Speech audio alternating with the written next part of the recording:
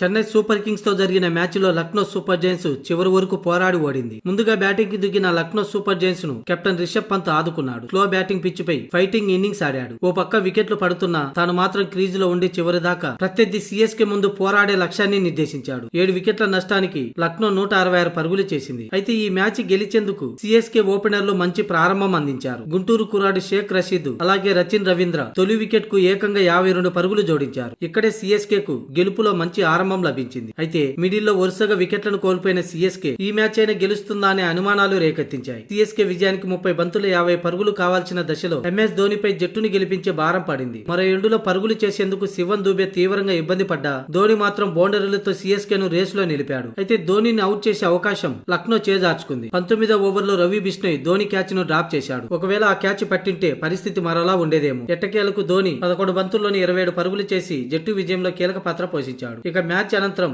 గెలిచే అవకాశాన్ని చేజేతులారా చేసుకున్న లక్నో జట్టు ఓటమిపై రిషబ్ పంత్ స్పందించాడు. అవును, మాకు చివరి వరకు గెలిచే అవకాశాలు ఉండేవి. సరైన టైంలో క్యాచ్లు నేలపాలు చేయటం ఓటమికి ప్రధాన కారణమని రిషబ్ పంత్ పేర్కొన్నాడు. ఈ మ్యాచ్ లో సిఎస్కే బౌలర్లు తమపై ఆధిపత్యం చెలాయించారు. మేము ఓ 15 పరుగులు వెనకబడిపోయాం. అయినా కూడా ప్రత్యర్థి ముందు పోరాడే టార్గెట్ ఉంచాం. గెలిచేందుకు చివరి వరకు ఛాన్సులు వచ్చాయి, కానీ వాటిని అందిపుచ్చుకోవడంలో విఫలమయ్యాం. అలాగే రవి బిష్ణోయ్ కు 4వ ఓవర్ వేయించి ఉంటే బాగుండేదని అనిపించింది. ఇక ధోనుబాయ్ క్రీజ్ లో ఉంటే అతన్ని ఆపడం కష్టమే, కానీ వచ్చిన అవకాశాన్ని మాత్రం సద్వినియోగం చేసుకోలేదని, అందుకే ఓటమి పాలయ్యామంటూ పంత్ చెప్పుకొచ్చాడు.